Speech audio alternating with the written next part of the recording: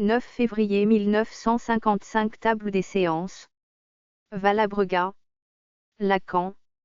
C'est une loi fondamentale, apposée à toute scène critique, pour critiquer une œuvre, donc la comprendre, lui appliquer les principes mêmes qu'elle donne elle-même explicitement à sa construction, sa facture. Par exemple, tâcher de comprendre Spinoza en prenant dans Spinoza les lignes mêmes de la pensée que lui-même applique comme les plus valables pour la conduite de la pensée, pour la réforme de l'entendement, une nouvelle appréhension du monde. C'est féconde quand on fait cela, et on ne sort pas des principes même posés par l'auteur comme étant les principes valables, efficaces. Je dis ceci pour faire comprendre que c'est une loi tout à fait générale. Un autre exemple, Maïmonide, c'est un personnage qui nous donne aussi certaines clés sur le monde, à l'intérieur de son œuvre. Il y a des avertissements très exprès sur la façon dont on doit conduire sa recherche. Si on les applique à l'œuvre de Maïmonide même, ça nous mène quelque part, ça nous permet de comprendre ce qu'il a voulu dire. C'est donc une loi d'application tout à fait générale et qui nous pousse à lire Freud en cherchant à comprendre. À lire avec soin sa pensée, à repérer sa pensée explicite, explicitée, à appliquer ses règles mêmes de la compréhension et de l'entendement, explicitées dans cette œuvre, à les appliquer à l'œuvre elle-même, c'est-à-dire à comprendre ce qui a conduit sa pensée. Je tiens à mettre cela, à le rappeler, en introduction, inauguration, reprise de notre discours aujourd'hui parce que, par exemple, quand vous avez vu passer il y a 3 séminaires certaines indications que j'ai commencé de vous donner sur la compréhension qu'on peut avoir de elle, au-delà du principe du plaisir, de cet X que nous appelons selon les cas automatisme de répétition, principe de nirvana, ou instinct de mort, pur et simple. Vous m'avez entendu, par exemple, parler de l'entropie à certains moments de mon discours. Ce n'est pas arbitraire. Freud lui-même indique que ça doit être quelque chose dans ce sens-là. Il est bien entendu qu'il ne s'agit pas de le prendre au pied de la lettre, ce serait parfaitement ridicule. C'est un ridicule, d'ailleurs, dont les analystes, et les meilleurs, ne se sont point privés. Comme il s'agissait de donner un sens à cet instinct de mort, on a vu un analyste de qualité, Bernfeld, qui a retrouvé le souvenir d'enfance de Freud sous le voile d'anonymat sous lequel il l'avait communiqué sous le titre d'un souvenir écran. Il nous a présenté tout cela d'une façon tout à fait camouflée, en l'attribuant à un patient. Mais le texte même a permis à Bernfeld, non pas par recoupement biographique, car la vie de Freud reste très voilée, mais par la structure de ce texte, de montrer que ça ne pouvait pas être un vrai dialogue avec un vrai patient. Que le rapport même que Freud en faisait indiquait qu'il s'agissait d'une transposition et que ça ne pouvait venir que d'une chose empruntée à la vie de Freud. Il l'a rapproché de 2 ou 3 rêves de la science des rêves. Ceux qui ont assisté à mon commentaire sur l'homme aura connaissent ce passage, et d'ailleurs il est bien connu maintenant. Son exactitude est incontestable. Bernfeld en 19318. Donc quelques dizaines d'années après la parution du texte essentiel que nous sommes en train de commenter, donne avec Feitelberg le rapport de je ne sais quoi, qui n'a de nom en aucune langue et qui est une recherche. Quand les psychanalystes se mettent à faire de l'expérience, c'est quelque chose qui n'est pas mal, je vous assure. Ils ont été chercher là les paradoxes intra-organiques de cette entropie, je veux dire la pulsation paradoxale de l'entropie à l'intérieur d'un être vivant, ou plus exactement au niveau du système nerveux de l'homme. Comme dans l'entropie, il s'agit de dégradation de l'énergie, de chute de température, qualité potentielle thermique. Que donne le rapport d'expérience, en comparant la température cérébrale et la température rectale, il prétendait saisir là les témoignages des variations paradoxales, c'est-à-dire non conformes avec le principe de l'entropie tel qu'il doit fonctionner en physique, tel qu'on peut s'y attendre dans un système inanimé. 8 Siegfried Bernfeld, Sergei Feitelberg, The Principle of Entropy and the Death Instinct, 1931, International Journal of Psychoanalysis, 12, 61 à 81. 100. pour qu'on puisse tenir compte de ce qu'un physicien peut apporter au point de vue isolation du système, et comparer gravement ce qui se passe dans le rapport entre la température du cerveau et la température soi-disant du corps. Je passe toutes les réserves qu'on peut faire sur cette façon de la mesurer, dans les diverses phases tant de la vie que de la mort. C'est-à-dire ce qui se passe aussi, immédiatement après le passage de l'être vivant à l'état cadavérique. C'est quelque chose de très curieux à lire, ne serait-ce qu'à titre de démonstration des aberrations où peut nous mener la prise au pied de la lettre d'une métaphore théorique, d'une interrogation qui se porte bien plus sur des structures symboliques. À proprement parler, des catégories en tant qu'elles ont été introduites nécessairement en physique, voir si nous trouvons nécessairement une catégorie analogique dans le maniement de cet ordre de relations qu'on ne peut pas qualifier de psychologique. Purement et simplement, mais d'état psychologique comme il l'a dit, c'est-à-dire l'appréhension du comportement humain. Non seulement dans sa signification, en introduisant la dimension de la psyché, en tant que telle, mais dans sa signification, en tant qu'elle se réalise dans un acte original de communication qui est la situation analytique. Il faut que toutes ces dimensions soient conservées pour que les propos que Freud peut être amené à tenir, dans la constatation qu'il fait par exemple de la reproduction d'une certaine modulation temporelle, d'une certaine signification dans le comportement du sujet, out, en dehors du traitement, et in, dans le traitement analytique. Cet ordre de questions est posé essentiellement à Freud, vous l'avez vu par ce fait de la reproduction de la vie en temps. Quel est quelque chose ? Si nous oublions un seul instant que cela suppose toutes les dimensions que je viens de dire, à savoir pas seulement l'être vivant objectivable sur le plan psychique, mais la dimension de la signification reconnue comme telle de son comportement, et en plus cette signification entrant en jeu, en action, dans une relation particulière qui est la relation analytique qui ne peut se supposer et se comprendre que comme une communication de quelque nature qu'elle soit. Donc, c'est à l'intérieur de cela qu'il faut comprendre la question que va se poser Freud. Il est amené à se servir comme d'une analogie, d'une comparaison de l'entropie à propos de son instinct de mort. La prendre à la lettre. Et la traduire dans les termes qui sont tout à fait précis qui l'ont dans son usage en physique suppose quelque chose. Par exemple, essentiellement le rapport se traduit par une formule et un quotient entre une quantité calorique déterminée par ce qui peut se déplacer à l'intérieur d'une certaine chute de potentiel calorique, dans des conditions déterminées. Ceci étant divisé par la température elle-même, rapport au niveau duquel se passe le phénomène qui, du seul fait du maniement de cette formule, montrera en effet que ce résultat, ce quotient, ne peut, au cours de l'évolution irréversible d'un système, dans un certain sens, qu'aller lui-même en augmentant par exemple, c'est ce qu'on dit, augmentation constante de l'entropie. Ceci résulte de certaines définitions tout à fait précises et qu'il est impossible de sortir de leur formulation mathématique, sans déjà complètement n'être même plus dans la métaphore mais dans l'absurdité. Par conséquent, toute espèce d'usage direct, de rapprochement, on ne peut même pas dire forcé, relève purement et simplement de l'ordre du contresens, aussi absurde que les opérations imaginaires et célèbres de la métaphore de Borel. Des singes dactylographes. C'est quelque chose, bien entendu le premier pas que nous ayons à faire ici, qui est de salubrité publique de tout de même le dénoncer chaque fois que nous en rencontrons l'existence. Cette opération de singe dactylographe, nous n'aurons que trop souvent à la repérer dans le contresens permanent qui, à l'intérieur de l'analyse, existe sur tellement de notions, celle-là plus que toute autre. Ce que nous cherchons, c'est à savoir dans le progrès de la pensée de Freud, dans ces 4 étapes que je vous ai dites. Depuis le manuscrit inédit dont nous sommes en train d'achever le commentaire l'entourrêve, l'esquisse. Et ensuite au niveau de la science des rêves. Et ensuite au moment de la constitution de la théorie du narcissisme. Et enfin, au-delà du principe du plaisir.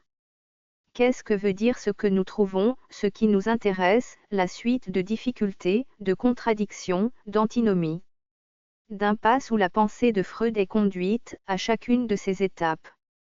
Qu'est-ce que ceci, par son existence même, et aussi son mouvement, son progrès, cette sorte de dialectique négative, impliquée dans la persistance de certaines antinomies, leur maintien, leur durée, sous des formes transformées. Car à travers ces 4 étapes vous voyez les difficultés, les impasses, les antinomies se reproduire dans une disposition à chaque fois transformée. C'est ce que nous allons suivre et qui par soi-même, peut nous donner une indication nouvelle. Voir surgir l'autonomie, l'ordre propre de ce à quoi Freud s'affronte de ce qu'il a à formaliser. 101. Cet effort de formalisation même, dans son progrès, dans son relatif échec, nous désigne, nous dénonce à la fois l'ordre qui est visé, l'ordre qui est en quelque sorte isolé, et le progrès, les pas faits dans la définition de cet ordre. À mesure du progrès de la théorie et de la technique analytique. Cet ordre. Vous le savez déjà en gros, vous ne pouvez pas ne pas savoir de quoi je parle après un an et demi de séminaire ici. C'est l'ordre symbolique dans ses structures propres, dans son dynamisme autonome, dans le mode particulier sous lequel il intervient pour imposer sa cohérence, son dynamisme propre, son économie autonome, à l'être humain dans son vécu. C'est-à-dire quelque chose qui est justement ce par quoi je vous désigne l'originalité de la découverte freudienne. Que tout ce qui détermine l'homme. Disons ça en gros, encore que le langage ici va représenter une certaine chute de niveau. Pour imager pour ceux qui ne comprennent rien, que ce qu'il y a de plus haut dans l'homme est justement quelque chose qui n'est pas simplement dans l'homme. Qui est ailleurs, qui est justement cet ordre symbolique. Et que Freud soit toujours, à mesure même du progrès de sa synthèse, forcé de restaurer, restituer toujours ce point extérieur, excentrique, c'est ça la signification du progrès sur ces différences, et ces 4 schémas, dont nous allons essayer maintenant de retrouver dans le texte les étapes. Voici d'abord ce que je vous ai désigné l'autre jour. Bien entendu, si vous ne lisez pas le texte, vous ne verrez pas tout le schéma. L'autre jour je vous ai désigné le système en tant qu'il représente grossièrement l'arc réflexe, c'est-à-dire quelque chose uniquement fondé sur la notion de quantité et de décharge, avec le minimum de contenu.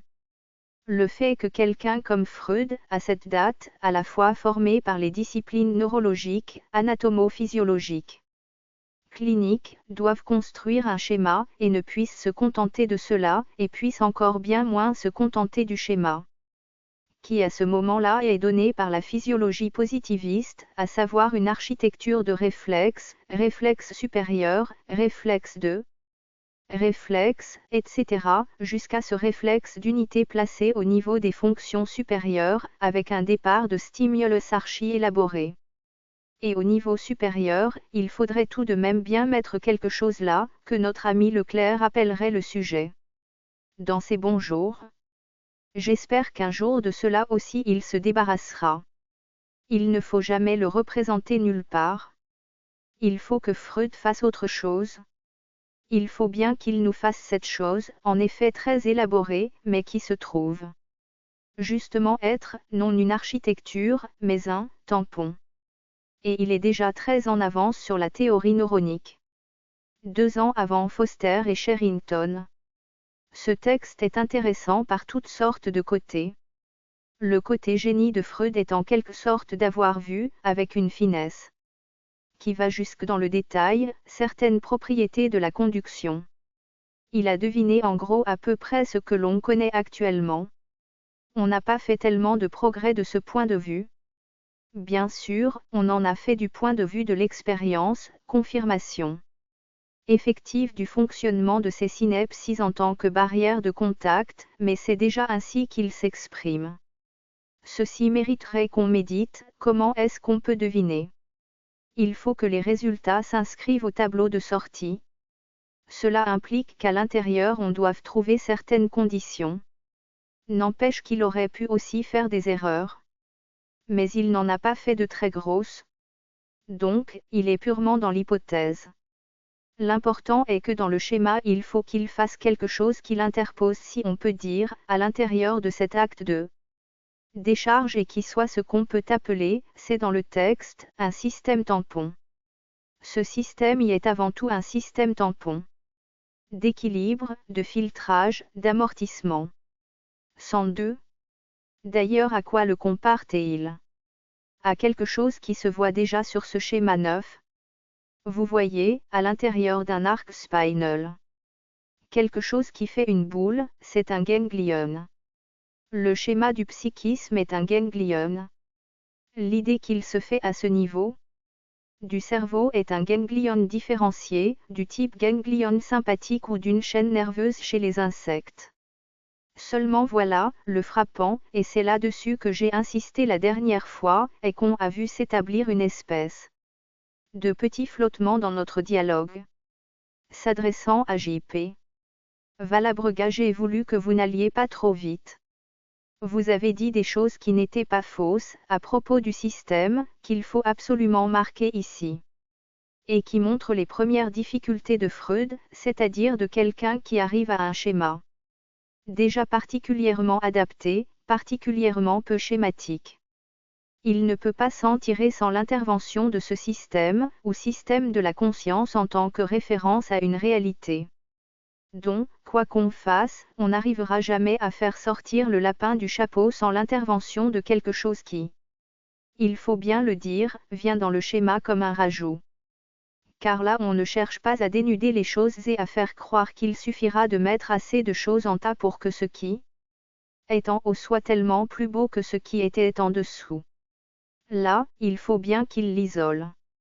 Il est amené à poser les conditions de fonctionnement de ce qui, dans la suite, se révèle dans son développement comme mené par une autre voie à une saisie particulièrement frappante, apparente de la nécessité de refondre après l'expérience freudienne et dans l'expérience freudienne la structure du sujet humain, d'une façon qui non seulement décentre par rapport au moi, mais rejette littéralement la conscience dans une espèce de position sans aucun doute très essentielle dans la dialectique de cette structure de l'être humain.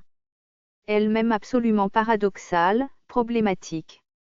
Je dirais que l'approfondissement du caractère insaisissable, irréductible, par rapport au fonctionnement du vivant, de la conscience comme telle, c'est dans l'œuvre de Freud quelque chose d'aussi important à saisir que ce qu'il nous a apporté sur la conscience psychique. Vous avez là les embarras, les antinomies que révèle le maniement de cette référence à ce système de la conscience comme tel, qui reparaissent, réagissent, à chacun des niveaux de la théorisation freudienne d'une façon qui, à soi toute seule, pose un problème.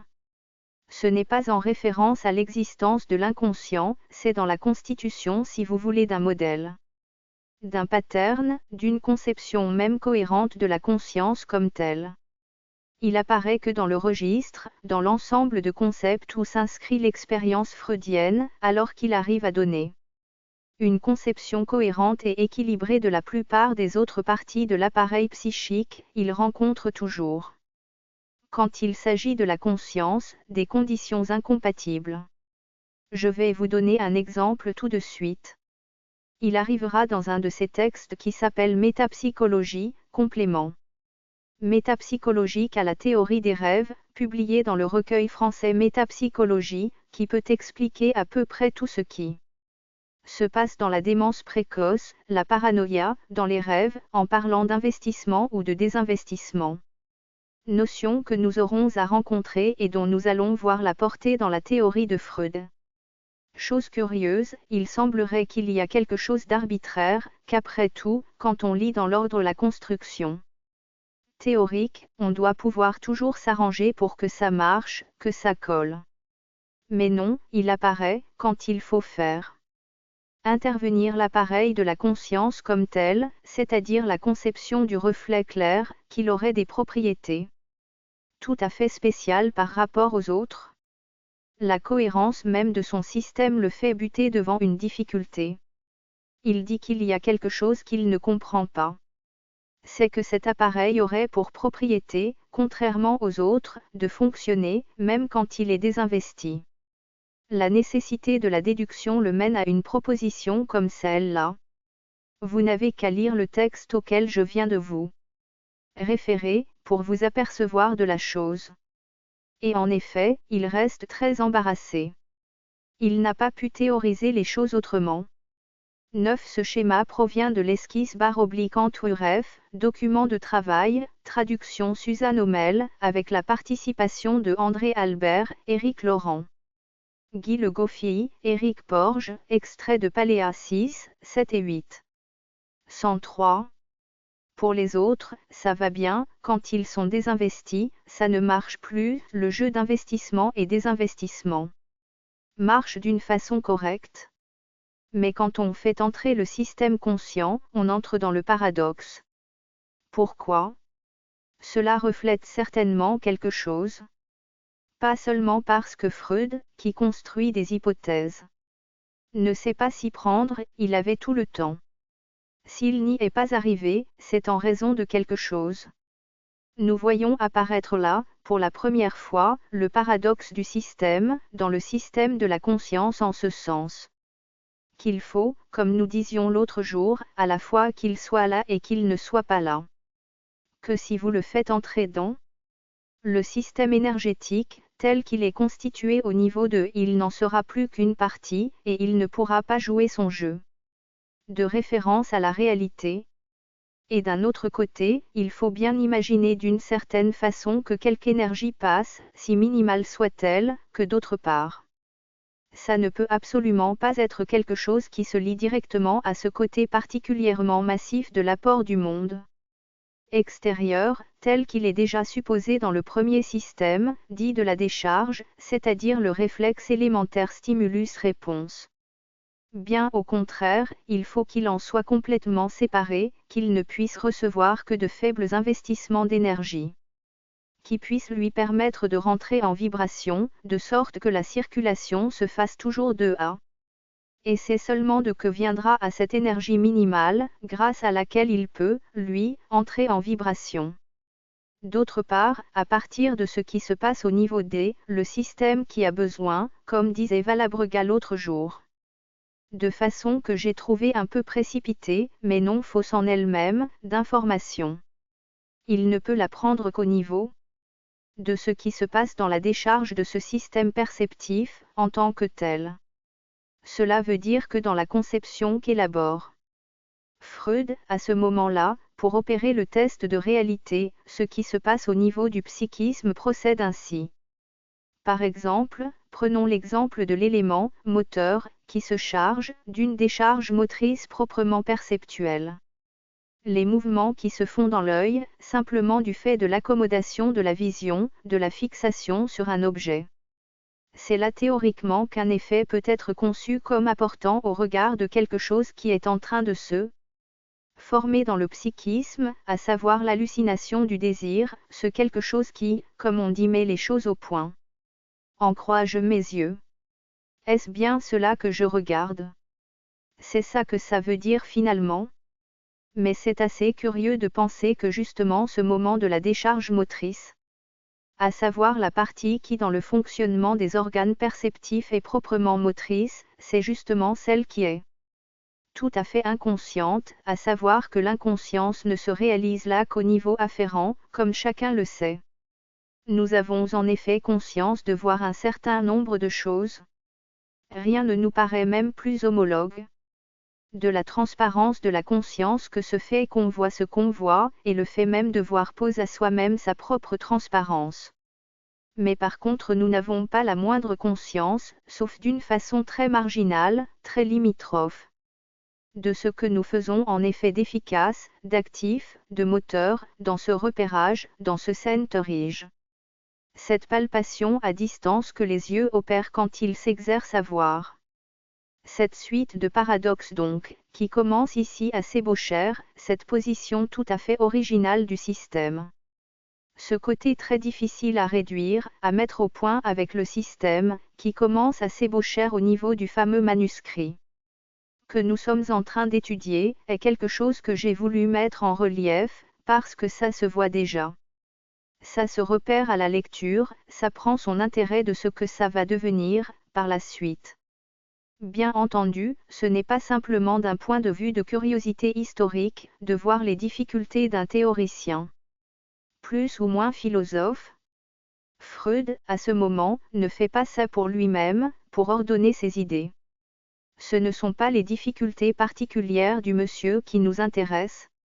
Mais voilà l'amorce de quelque chose que nous allons retrouver à tous les niveaux et dont je peux vous donner, pour vous indiquer le mouvement général, pour que vous ne soyez pas perdus à la suite de ces séminaires, qui vont s'engager, et vont peut-être un peu piétiner. Je peux vous indiquer de quoi il s'agit. Après ça, il y aura le schéma que nous allons voir aujourd'hui dans la Troon de Tang, à savoir un schéma qui, lui aussi, m'a semblé. Reportez-vous au chapitre 7, les processus du rêve, à la fin de la science des rêves, dans l'édition française. 104.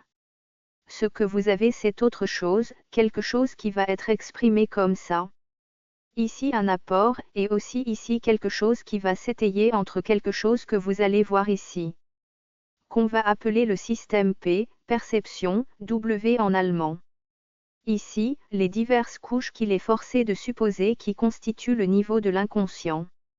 Puis le préconscient. Puis la conscience, dont vous voyez déjà la répartition paradoxale, la voilà maintenant des deux côtés. Qu'est-ce qu'il y a eu de changé dans ce schéma? C'est ce que nous allons tâcher de voir aujourd'hui. Je vous indique tout de suite quelque chose. C'est qu'ici vous aviez vraiment la structure d'un appareil. Quelque chose qui essayait de se représenter un appareil qu'on essaie ensuite de faire fonctionner.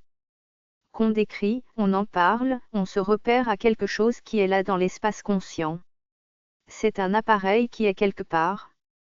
Ce sont les organes de perception, le psychisme, c'est le cerveau et le sous-cerveau. Donc, qui fonctionnent comme une sorte de ganglion autonome, réglant la pulsation entre les instincts, pulsions internes, à l'organisme, et les manifestations de recherche à l'extérieur. Car c'est de cela qu'il s'agit, de l'économie instinctuelle. Il va commencer à mettre l'être vivant en quête de ce dont il a besoin, le rapport du nid avec une activité plus ou moins désordonnée ou ordonnée. Là ce sont les appareils. Et là ce n'est déjà plus l'appareil, ce n'est pas moi qui le dis, c'est dans le texte. Ici le schéma commence à se rapporter à quelque chose qui est beaucoup plus immatériel. Lui-même le souligne dès le début. Et à l'origine, les choses dont nous allons parler, il ne faut pas essayer de les localiser quelque part. Dans le texte il nous dit qu'il y a quelque chose à quoi ça doit ressembler. Rappelez-vous ce que l'année dernière, au moment des leçons sur le transfert, je vous avais indiqué, ce sont ces images qui dans un appareil d'optique ne peuvent pas être dites, surtout quand elles sont virtuelles, être quelque part, à tel endroit dans l'appareil. Elles sont vues à cet endroit, quand on est autre part pour les voir. C'est de cela qu'il s'agit. Donc, renforcement, introduction par exemple d'une dimension imaginaire, qui est là, dans le schéma. Qu'il faille l'y mettre est déjà une indication que le schéma a changé de sens. Ce qui nous est indiqué dans le texte, c'est qu'il est essentiel à ce schéma. Qu'il signifie, qu'il met au tableau noir la dimension temporelle en tant que telle. Ceci est également souligné dans le texte. Le schéma, dont vous voyez qu'il conserve la même ordonnance générale, prouve que Freud est poussé déjà à l'introduction dans le schéma, et du même coup dans les catégories qu'il ordonne logiquement, et du même coup dans ces catégories, des dimensions qui sont des dimensions différentes, qui ne sont plus la construction d'un appareil psychique mais déjà de l'introduction d'une certaine dimension logique en tant que telle. 105. Nous sommes passés du modèle mécanique à un modèle logique. Ce n'est pas tout à fait pareil, encore que ça puisse s'incarner dans un modèle mécanique. Je vous ai un peu indiqué que nous parlerions aussi de cybernétique, parce que cela va nous permettre d'éclairer ce qu'on veut dire quand on parle de cybernétique, et en quoi ces machines mécaniques ont quelque chose d'original, par rapport aux anciennes. Peut-être allons-nous progresser parallèlement dans les deux voies. C'est-à-dire qu'avoir les difficultés qu'a rencontré Freud. En somme, ce que nous sommes en train d'essayer de démontrer à saisir. Quant à la présence, l'actualisation du langage humain. Nous allons peut-être aussi comprendre pourquoi on est, en somme, si étonné. car la cybernétique procède aussi d'une espèce de mouvement d'étonnement de le retrouver, ce langage humain. Car c'est de cela en fin de compte qu'il s'agit, fonctionnant tout d'un coup presque tout seul, paraissant un tout petit peu nous damer le pion, nous dépasser, dans des machines où il est bienvenu par quelque part. Je crois que la seule erreur est ceci, que quand on fait cette critique, qu'il est venu de quelque part, on croit qu'on a tout résolu, en disant que c'est le bonhomme qui l'y a mis. C'est ce que nous rappelle Lévi-Strauss, toujours plein de sagesse devant les choses nouvelles, et qui semble toujours aller à les ramener à des choses anciennes. Nous avons là le bouquin de Monsieur Ruyer, dont je ne sais plus qui disait récemment que ce n'est pas mal. Mais je trouve que d'habitude ce qu'il écrit n'est pas mal, tandis que ce qu'il écrit sur la cybernétique disent. Toute la question est de s'apercevoir qu'en effet, dans ces machines le langage est certainement sous une certaine forme. Il est là, vibrant, il y est venu et ce n'est pas pour rien que tout d'un coup nous le reconnaissons à une chansonnette, dont incontestablement je vais vous dire le plaisir que nous y éprouvons. Je l'ai l'autre jour découvert à la Société de philosophie. On n'y parlait pas de cybernétique. Madame Favé-Boutonnier venait de faire une très bonne communication sur la psychanalyse. Ce qu'elle espérait pouvoir en être compris par l'assemblée philosophique qui était là. Elle a été trop modeste dans ses prétentions, ils auraient pu comprendre un peu plus. Néanmoins, ce qu'elle a dit était très au-dessus du niveau de ce que beaucoup de gens avaient réussi à entendre jusque-là. Il y avait là des choses très bonnes. Ce n'est d'ailleurs pas les philosophes que je vise spécialement. Là-dessus, quelqu'un, appelons-le par son nom, M. Minkowski, s'est levé et a tenu, sur la psychanalyse, exactement les mêmes propos que je lui entends tenir depuis 30 ans, quel que soit le discours auquel il est à répondre sur le même sujet. J'entends, la psychanalyse. Or, ce que Madame Favé-Boutonnier venait d'apporter était vraiment quelque chose de très différent de ce qu'il avait pu entendre, il y a 30 ans, sur le même sujet, par exemple de la bouche de M. Dalbier. Il y avait un monde entre les deux. Eh bien, M. Minkowski a répondu exactement la même chose, et là j'ai compris. D'ailleurs je ne le mets pas personnellement en cause, mais simplement ce qui se passe dans une société scientifique, en moyenne. Pourquoi a surgi l'expression paradoxale de « machine à penser ». Moi qui dis déjà que les hommes ne pensent que très rarement, je ne vais pas parler de « machine à penser ».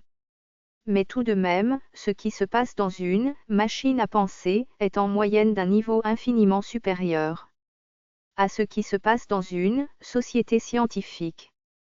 Quand on lui donne des éléments différents, la « machine à penser » répond autre chose. Et il y a un monde entre ça. Et les gens qui, quoi qu'on leur dise, répètent toujours la même chose, je parle d'une réponse. C'est ce qui nous permet de penser quand même que, du point de vue du langage, il doit y avoir quelque chose qui s'est passé. Et qu'effectivement ces petites machinettes nous ronronnant quelque chose, peut-être un écho, une approximation, mettons. Il s'agit de savoir ce que c'est. Et je crois qu'en fait le mystère justement qui fait qu'on ne peut pas simplement résoudre la question en disant que c'est le constructeur qui l'y a mis. Ce n'est pas le constructeur. Partant de là, vous commencez à comprendre que le langage est venu certainement de là où il est. Il n'est certainement pas dans la machine. Il est donc venu du dehors, c'est entendu.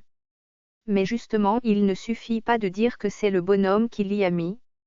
Et s'il y a quelqu'un qui peut ajouter son mot là-dessus, c'est nous autres, psychanalystes, qui savons à tout instant, qui touchons du doigt, que cette affaire ne se résout pas. En pensant que c'est le bonhomme, le petit génie, qui a tout fait. 10 Raymond Rouillot, La cybernétique et l'origine de l'information, Flammarion, 1954. 106. Il y a un rapport, un certain rapport entre l'homme et le langage. Et c'est de cela qu'il s'agit. C'est la grande question actuelle. Des sciences humaines, de l'anthropologie, cette découverte. Qu'est-ce que le langage ? D'où vient-il ? Il ne suffit pas de savoir d'où il vient, comme ça. Mais qu'est-ce qui s'est passé aux âges géologiques ? Comment est-ce qu'ils ont commencé à agir? Ont-ils commencé en poussant des cris en faisant l'amour, comme certains l'indiquent? Est-ce là qu'ils ont trouvé le langage? Non, il s'agit de voir comment il fonctionne actuellement. Tout est toujours là. Et notre rapport avec le langage, c'est de cela qu'il s'agit, de saisir au niveau du plus concret, du plus quotidien. Au moins de ce qui est quotidien pour nous, notre expérience analytique. C'est de cela qu'il s'agit, que vous verrez se reproduire au niveau de ce schéma, qui élabore le système dans un sens qui introduit d'une façon tout à fait saisissante l'imaginaire comme tel. Car je pense vous avoir fait sentir combien c'est commode, il s'agit d'une métaphore pour la représentation de l'imaginaire comme tel, qui fonctionne psychologiquement. Comme tel, l'appareil d'optique, je vous ai montré l'année dernière. Avec ce petit schéma que Lang a plus ou moins bien évoqué à côté du stade du miroir. Je vous ai montré le parti qu'on pouvait en tirer. Et c'est bien celui-là que nous retrouvons dans la troisième étape du schéma que nous ferons au niveau de la théorie du narcissisme. Nous retrouverons notre schéma de l'année dernière. Retourner de 180 degrés. Les deux miroirs, plan et concave, auxquels Lang faisait allusion, sur lesquels nous aurons à revenir, avec à l'intérieur. Le miroir plan qui à ce niveau-là, met le système de perception-conscience, avec sa fonction dynamique, là où il doit être. C'est-à-dire que ce n'est pas là où nous allons le voir aujourd'hui, avec Valabrega, séparé aux deux extrémités du système O, avec les impasses, que nous devons le saisir, mais au cœur de la réception de ce moi dans l'autre. Qui est la référence imaginaire essentielle, qui centre toute la référence imaginaire de l'être humain sur l'image du semblable. C'est là que nous retrouverons notre schéma de l'année dernière, avec l'image du moi idéal, et l'idéal du moi se faisant vis-à-vis. À l'intérieur du système imaginaire. Et puis le dernier schéma que nous trouverons dans au-delà du principe du plaisir, qui nous permettra de donner un sens à ce qui a rendu nécessaire pour Freud, au moment où la technique analytique vire et tourne et où on pourrait croire. Là est le point essentiel, qu'en fin de compte résistance et signification inconsciente se correspondent comme l'endroit et l'envers.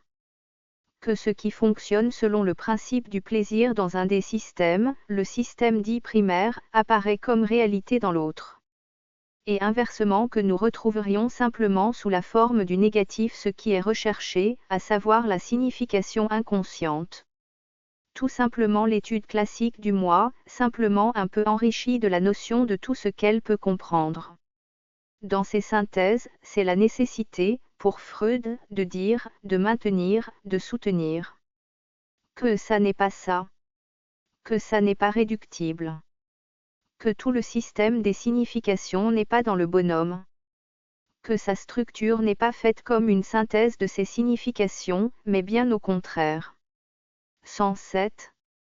Je vous donne ce dernier schéma pour vous mettre sur la voie de ce que nous allons trouver, ce que Freud peut apporter. Avec au-delà du principe du plaisir. Pour le schéma, je prendrai quelque chose qui a beaucoup à faire avec nos modes récents d'intercommunication, ou de transmission dans les machines, ce qu'on appelle un tube électronique, autrement dit.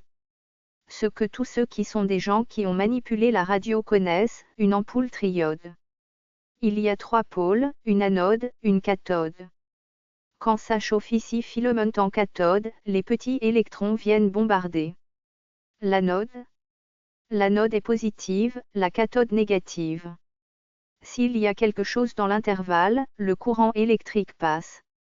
Selon que ça se positive ou négative, on peut à volonté, soit réaliser une modulation dans ce passage du courant. Soit plus simplement un système de tout ou rien, où ça passe, ou ça ne passe pas. On s'en sert dans les deux fonctions. Ce à quoi nous allons en venir, je vous l'indique là comme une image, un repérage de ce que veut dire la résistance. La fonction imaginaire du moi, comme telle, c'est ceci, que c'est à elle qu'est soumis le passage ou le non-passage de ce quelque chose qui est à proprement parler dans l'action analytique à transmettre comme telle, à mesurer dans son pouvoir de communication. Vous voyez bien qu'ici ce schéma a l'avantage de maintenir, de mettre en évidence Encore bien entendu que rien n'apparaisse qui ne soit lié à une sorte de frottement à ce niveau du moi ou d'effet d'illumination, de chauffage, de tout ce que vous voudrez, au niveau de cette interposition du moi, et que bien entendu si nous n'avions pas cette interposition, et du même coup cette résistance, ces effets de la communication au niveau de l'inconscient ne seraient ni saisissables, ni mesurables dans leur effet, sur l'individu, le moi comme tel. Mais vous voyez bien, ce schéma aussi vous l'exprime, il n'y a aucune espèce de rapport du négatif au positif entre ce moi et ce discours de l'inconscient, comme je l'appelle à d'autres moments, ce discours concret, dans lequel le moi baigne et joue sa fonction d'obstacle, d'interposition, de filtre, de tout ce que vous voudrez. Mais l'essence, la quantité, le mouvement, le poids, l'interposition de ce dont il s'agit, au niveau de l'inconscient est quelque chose qui n'en est à aucun degré le parallèle, qui a son dynamisme propre, ses afflux propres, ses voies propres, ce qui peut être exploré dans son rythme, sa modulation, son message propre, tout à fait indépendamment de ce qui sert à l'interrompre. Le filtrer, enregistrer sa dynamique propre. C'est ce que Freud a voulu dire dans Au-delà du principe du plaisir, situé la fonction imaginaire du moi. Je ne vous donne aujourd'hui qu'une ligne générale du progrès que nous aurons à poursuivre. Dans le détail, à comprendre dans ce qu'il veut dire, théoriquement et cliniquement. C'est à l'intérieur de ces 4 étapes que se situe la deuxième, que je demande à Valabrega d'aborder aujourd'hui. Très librement, dites-nous les points qui dans cette analyse des processus du rêve comme tel, cette e partie de la Troon de Tung, vous a paru notable, digne d'être mis en relief, et, puisque vous voyez un peu le guide général que je donne à cet exposé, qui soit conforme, ou qui vous paraîtrait par exemple contraire à ce mouvement général que je viens d'indiquer aujourd'hui. 108. Jean-Paul Valabrega. Il ne me sera pas facile de faire d'emblée un joint entre ce que vient de dire Monsieur Lacan et ce que je croyais avoir à dire aujourd'hui. Reprenons les processus primaires et secondaires. J'ai tiré de ces textes infiniment moins que ce que Monsieur Lacan a exprimé dans des termes très profonds. Il s'agit bien, en effet, d'étudier le passage de l'élaboration de la théorie de l'appareil psychique en partant du texte, dont nous avons déjà parlé, de 1895 jusqu'à la Troon de Tung. Pour ce faire, il faut revenir sur les processus primaires. Il faut abréger maintenant, je ne puis pas suivre ligne à ligne ce texte, mais aller à l'essentiel, sauter à pieds joints. Sur les considérations qui tiennent au sommeil. Il y a un point qu'il faut retenir, tout de même. Il me semble que dans l'explication du sommeil, Freud en reste. Dans le texte de 1895, à l'explication par le retrait de l'attention. C'est simplement ce que je vais conserver des considérations. Sur le sommeil. Ensuite, nous revenons au texte de 1895, avant de passer à ce qu'on pourrait appeler évolution. La fin du texte va nous servir de transition, et je vais dire tout à l'heure comment je l'ai vu. Nous y revenons parce que, d'abord il est question dans ce texte de l'analyse des rêves et ensuite de considérations sur la conscience du rêve. Ces considérations contiennent la première analyse du premier rêve, de l'injection faite à Irma. Et nous verrons comment il y a là, schématisé dans le texte de 1895, les caractères principaux du sommeil. 1. Paralysie motrice, qui se produit du fait que l'incitation motrice ne peut pas franchir la barrière. Freud dit que ce caractère, quoiqu'important, n'est pas essentiel dans la formation du rêve. Mais on peut noter que dans la Troon de Tung il va reconsidérer cette question de l'inhibition motrice. Et en faire une condition non spécifique mais fondamentale, page 251. 2. Caractère absurde et insensé des liaisons entre les éléments du rêve. Ceci serait une conséquence de la compulsion à l'association. La compulsion à associer est dominante. Mais il observe, déjà dans ce texte, que la décharge du moi n'est pas complète, il y aurait sommeil sans rêve. 3. Troisième caractère, les idées du rêve sont de nature hallucinatoire. Ce troisième caractère serait le caractère spécifique le plus important que Freud recherche. Et on se souvient ici, on l'a dit la semaine dernière, que ce caractère hallucinatoire est également celui du processus primaire. C'est pourquoi Freud a remarqué que le souvenir primaire d'une certaine perception, primary recollection dans le texte anglais, est toujours une hallucination. Il nous dit aussi que la vivacité de l'hallucination, son intensité, est proportionnelle à la quantité d'investissement de l'idée en cause. C'est-à-dire que c'est la quantité qui conditionne l'hallucination. C'est le contraire de la perception, parce que dans la perception, qui provient du système, l'attention rend la perception plus distincte ou moins distincte. Lacan, qui provient du système. Jean-Paul Valabrega, non, du système. Lacan. Il faut distinguer les apports quantitatifs du monde extérieur, qui viennent du système. L'équilibre du texte indique que tout ce qui est perception est quelque chose qui se passe comme tel. Du moment que c'est une perception et non une excitation dans le système.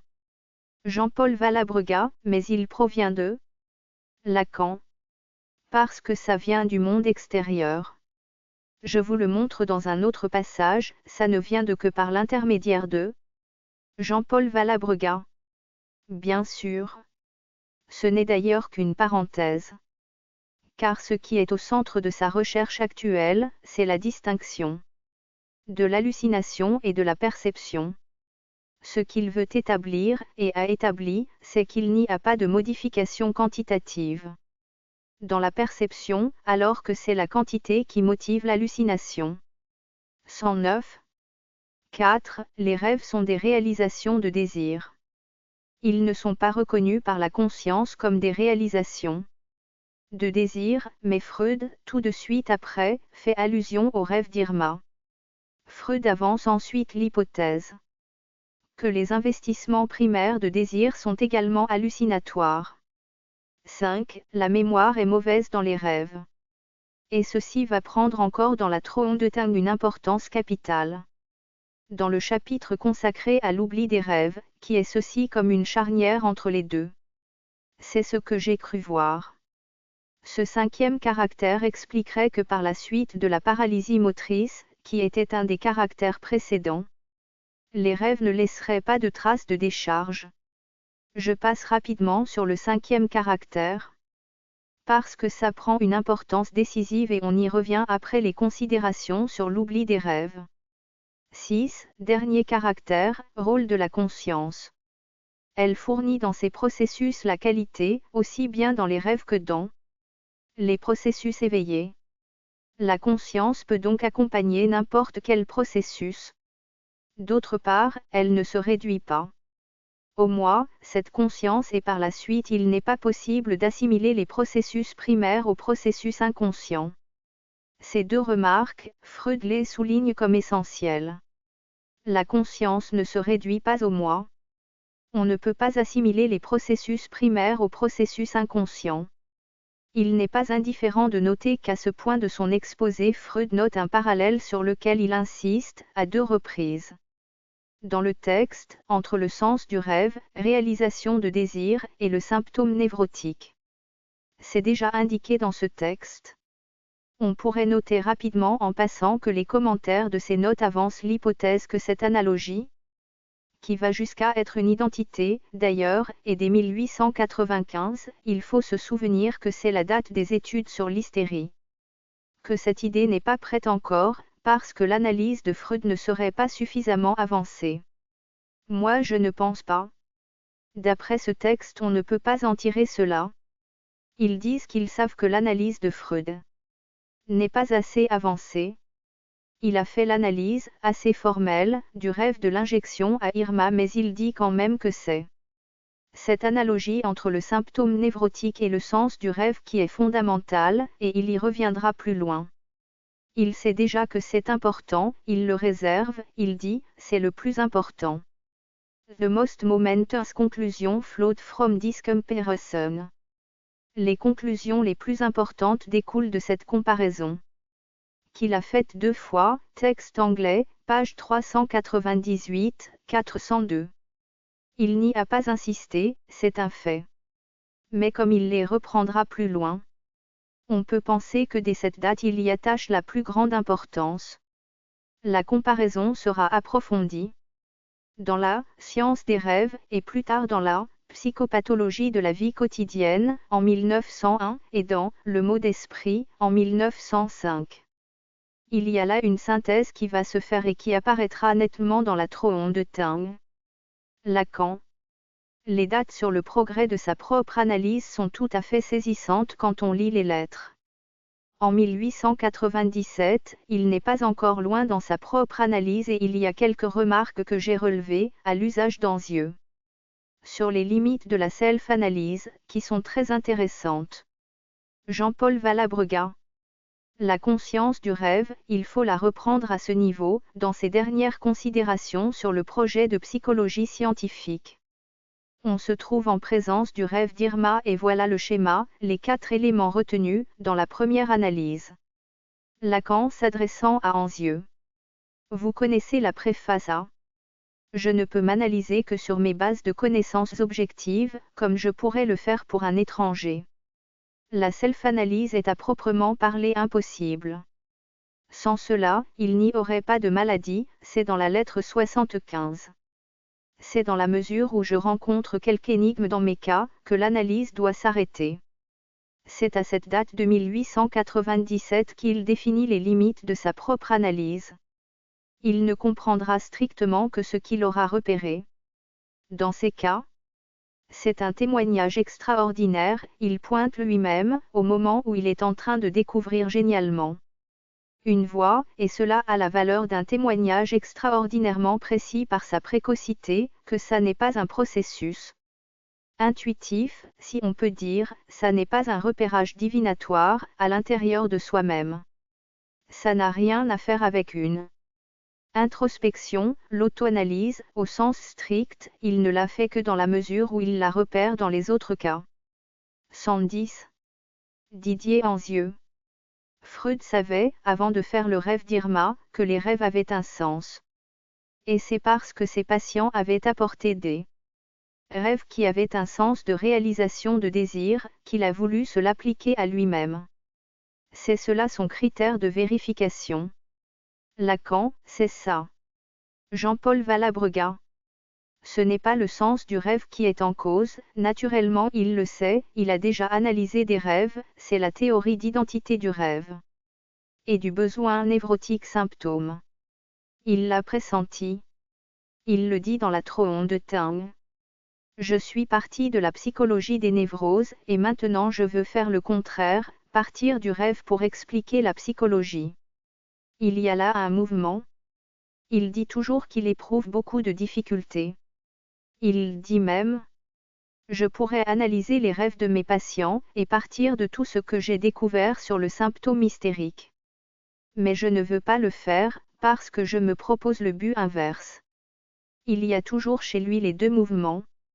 Ayant trouvé quelque chose, et en ayant trouvé le sens dans le symptôme névrotique. Il veut le retrouver dans le symptôme du rêve. Il y a une extrême prudence, volonté de faire une psychologie normale, analyser des rêves de normaux. Qui revient dans le dernier chapitre du processus du rêve. Il semble qu'il veuille le faire, qu'il le fait exprès. Lacan. D'ailleurs, dans la Troon de Tung, il insistera sur la parenté du rêve avec le symptôme névrotique. Mais aussi, pour bien insister où est la différence, que le processus du rêve est un processus exemplaire. Pour comprendre le symptôme névrotique, justement en tant qu'il en donne une certaine.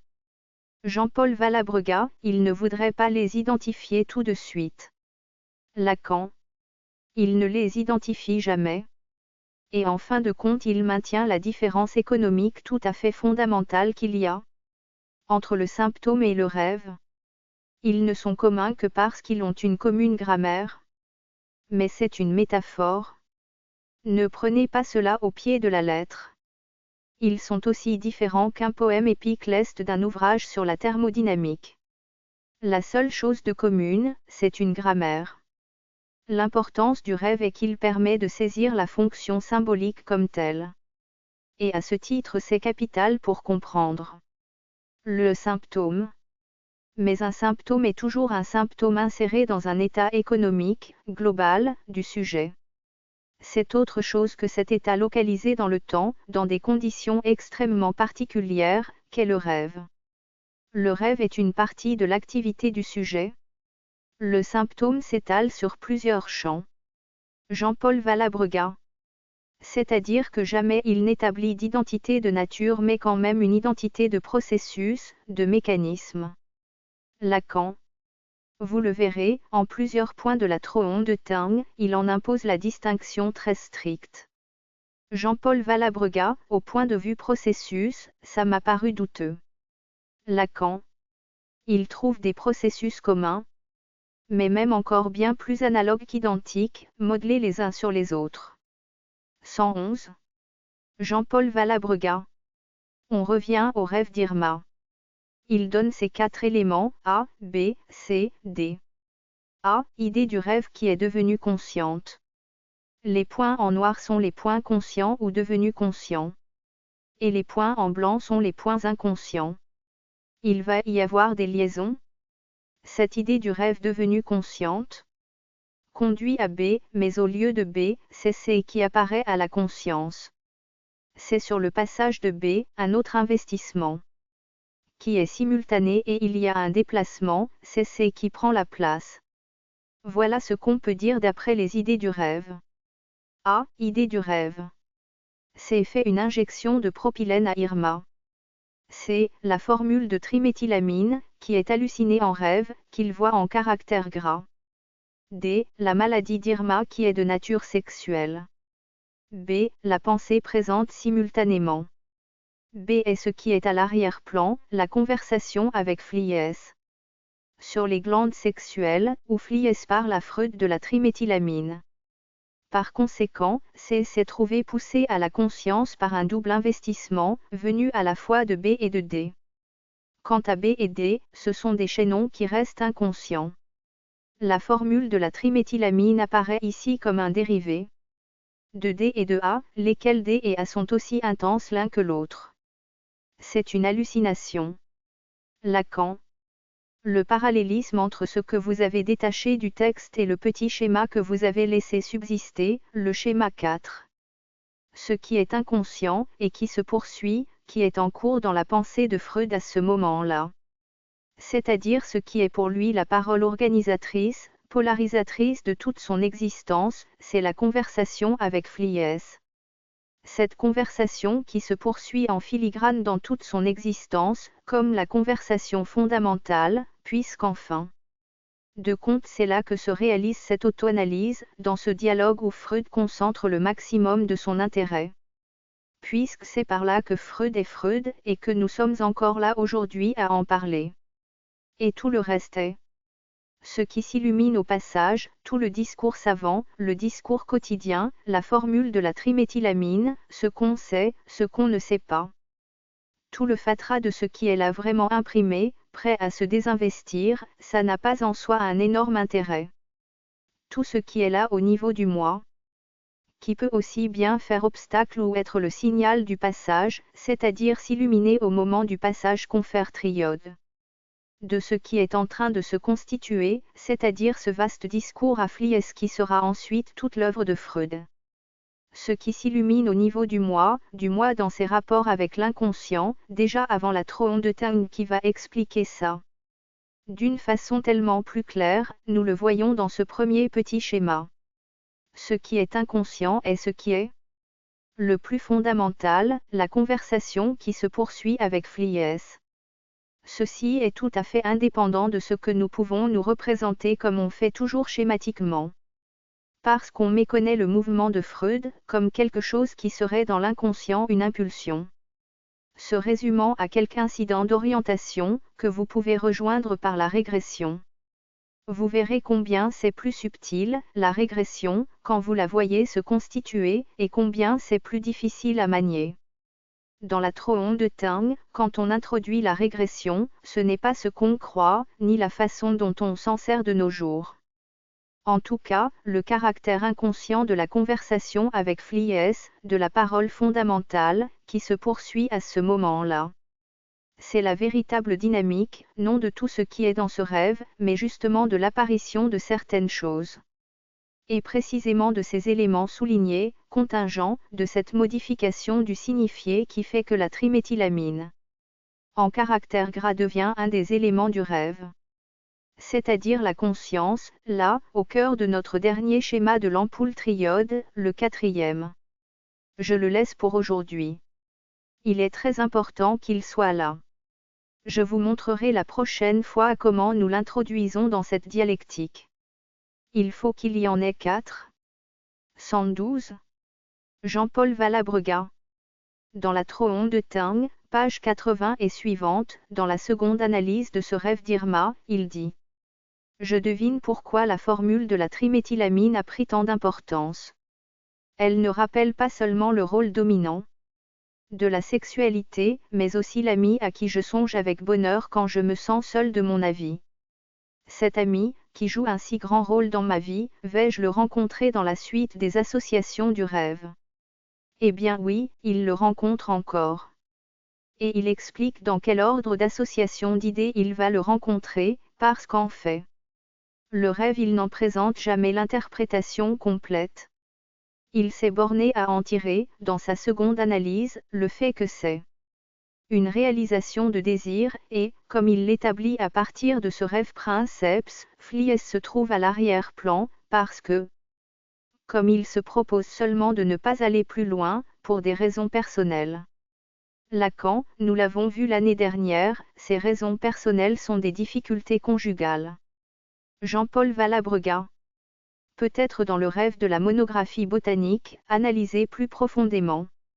Ici, l'intérêt de son interprétation va porter sur le personnage de O. Il veut établir, en somme, qu'il n'a pas de responsabilité dans la maladie d'Irma, que c'est O qui l'a. Et il se limite à ça.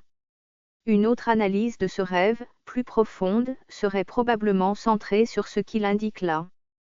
Que cela lui rappelle sa relation avec Flies, et qu'il la retrouve encore en d'autres chaînes d'association. Cela va jusqu'à mettre en question les travaux de Flies. Ce qu'il observe sur la malade est ce que Flies a écrit sur les rapports des fausses nasals avec les organes sexuels de la femme. Un passage curieux. Lacan. Il montre au niveau du rêve et dans la symptomatologie du rêve, que l'élément dynamique fondamental au niveau de l'inconscient est quelque chose par quoi, en somme, Freud introduit dans le discours scientifique de son temps, c'est-à-dire au niveau de ce qu'il est convenu d'appeler le plus élevé, si nous nous plaçons au niveau de l'individu, et que c'est lui qui fait tout ça. C'est dans cette mesure, strictement, que nous sommes au niveau de la trame inconsciente, comme telle, fondamentale. Ce qui est la structure de l'inconscient, c'est ça, la conversation avec Flies. À ce moment-là, elle est inconsciente. Pourquoi? Pour autant, comme vous le voyez bien, qu'elle déborde de beaucoup et infiniment ce que tous les deux, en tant qu'individus, peuvent, à ce moment-là, en saisir, en appréhender, consciemment. Car après tout, à ce moment, ce sont deux petits bouts de savants comme les autres, qui échangent des idées plutôt loufoques. La découverte comme telle de l'inconscient nous montre déjà ceci. C'est important, parce qu'au moment de son surgissement historique, ça se montre avec sa dimension pleine. C'est pour autant que le sens déborde infiniment en porter les signes qui sont manipulés au niveau de l'individu. Ce qu'il pousse comme signe.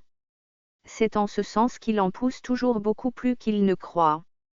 Du seul fait qu'il les dépasse, ces signes, c'est démontré par la suite. Là, nous trouvons, à l'origine, un phénomène de surgissement sensationnel de la parole, à savoir une nouvelle dimension. Celle qui sera apportée par Freud, la découverte freudienne, un nouveau sentiment de l'homme. C'est de cela qu'il s'agit. L'homme après Freud, c'est ça. C'est de cela qu'il s'agit dans l'inconscient, c'est-à-dire au niveau strictement opposé à celui où on va le chercher d'ordinaire.